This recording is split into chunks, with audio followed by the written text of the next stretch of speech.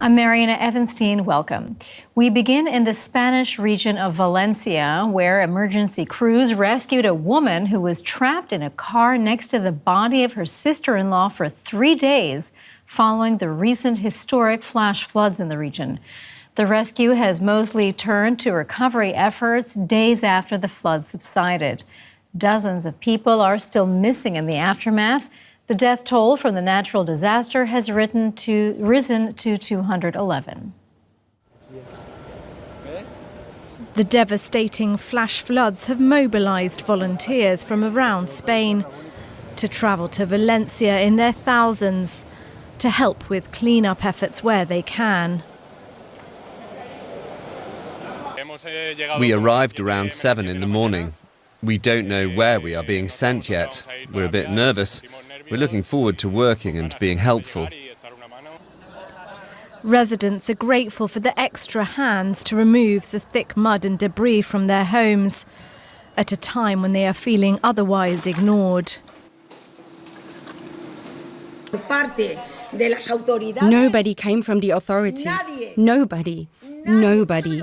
Do you know what it's like when nobody has come here to see if we need anything?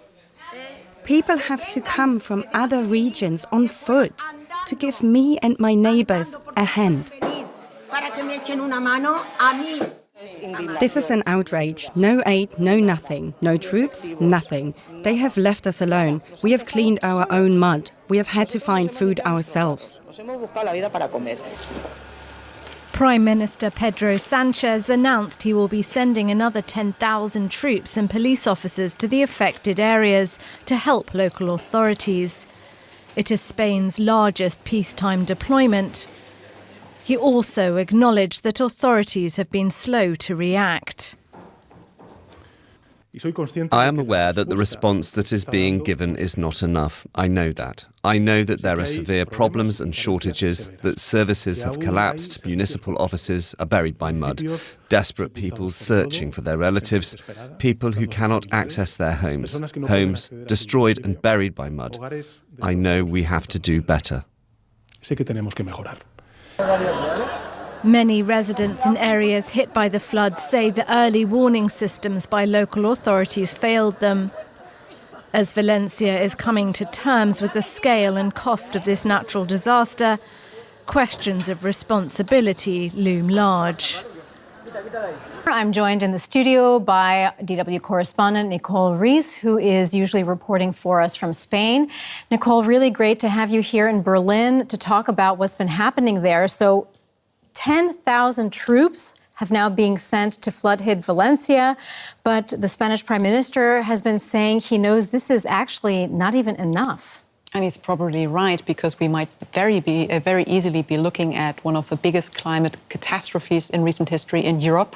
We've seen lots of extreme weather events in these past years, also this year, but nothing alike. So there needs to be more help, and they need to figure out that part. At the moment, we see the largest deployment of military and security forces in times of peace. We might also see some international involvement in the closer future. There are offers on the table, but Spain at the moment is pulling people from its own regions to go into the affected areas. And in a few days, there will also be a declaration of catastrophe zones. The affected areas will be made catastrophe zones. That means that the local government actually can access easily these help funds that they really need. And in the meantime, the Spanish government also needs to make sure that there's unity on the political level, because we've seen the blame game in these past few days. Everybody's looking for the party that is responsible, also because the warning system apparently didn't work as well as it should have worked. But Pedro Sánchez, the Prime Minister of Spain, is currently trying to get everybody together, and that there are not political differences, but everybody is just focusing on this crisis, which will be there not only for a few days, but weeks and months, I think.